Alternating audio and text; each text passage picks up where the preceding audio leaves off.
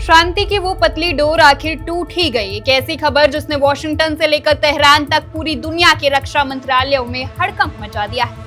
अचानक आसमान से आग बरसती है और सीधे जाकर टकराती है दुनिया के सबसे बड़ी महाशक्ति के एक सुरक्षित ठिकाने से। जी हाँ, फारस की खाड़ी में जो नाजुक शांति बनी हुई थी वो अब इतिहास बन चुकी है।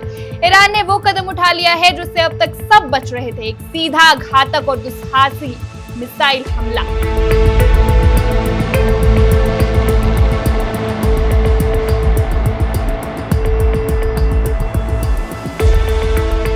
अमेरिकी मीडिया दिग्गज सीबीएस की एक चौंकाने वाली रिपोर्ट सामने आई है। इस रिपोर्ट के मुताबिक कुवैत में मौजूद अमेरिकी सैन्य अड्डे पर ईरान ने अपनी बैलिस्टिक मिसाइलों से सीधा हमला किया है।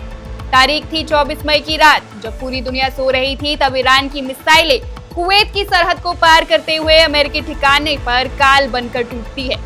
इस हमले में 4 अमेरिकी सैनिक और 3 अमेरिकी ठेकेदार यानी कुल 7 अमेरिकी नागरिक घायल हुए। ये कोई मामूली झड़प नहीं थी। धमाके की लहरें इतनी तेज थी कि उड़ते हुए मलबे और छर्रों ने वहां मौजूद अमेरिकी कर्मियों को लहूलुहान कर दिया। घायल सैनिकों को तुरंत मिलिट्री हॉस्पिटल ले जाया गया और कुछ को बेहतर इलाज के लिए दूसरी जगहों पर एयरलिफ्ट किया गया है। राहत की बात बस इतनी है कि अधिकारियों के मुताबिक फिलहाल किसी की जान को खतरा नहीं है, लेकिन इस हमले ने जो घाव दिए हैं उसकी गूंज बहुत दूर तक जाएगी।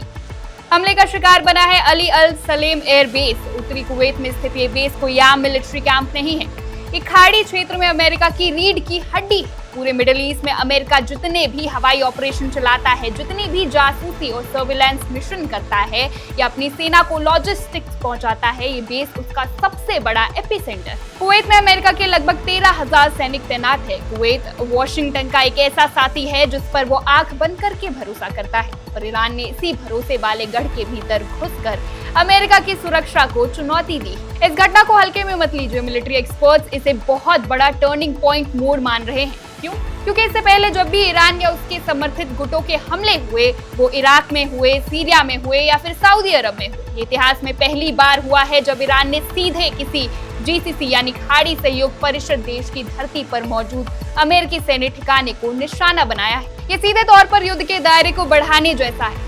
सैन्य सूत्रों का तो यहाँ तक कहना है कि यह हमला और भी ज्यादा तबाही मचा सकता था।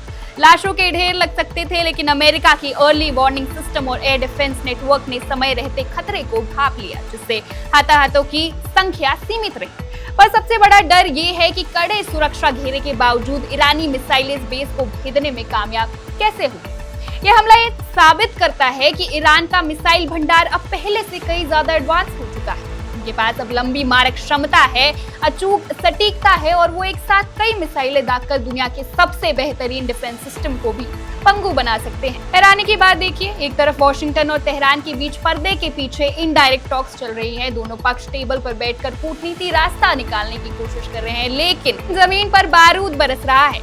ईरान ने साफ चेतावनी दी है कि अगर अमेरिका ने इजराइल की मदद बंद नहीं की या ईरान की सीमाओं के पास अपनी धौंस दिखाई तो खाड़ी में मौजूद हर एक अमेरिकी सैनिक उनके निशाने पर होगा।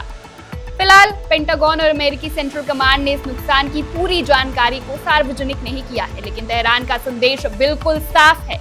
हम बात भी कर सकते हैं और हम बर्बाद भी कर सकते हैं। इस हमले ने अमेरिका में ट्रंप प्रशासन पर दबाव बहुत ज्यादा बढ़ा दिया।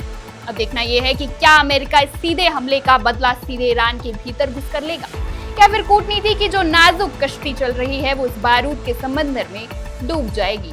अगर अमेरिका पलटवार करता है तो क्या हम तीसरे विश्व युद्ध की दहलीज पर खड़े हैं? सवाल बड़े हैं और इनके जवाब आने वाले कुछ दिनों में पूरी दुनिया का भूगोल और भविष्य तय करेंगे। खैर, जाते जाते आपके लिए एक सवाल, क्या आपको लगता है कि अमेरिका इस बार चुप बैठेगा या फिर मिडिल ईस्ट में एक ऐसे महायुद्ध की शुरुआत होने वाली है जिसे रोकना किसी के भी बस में नहीं होगा?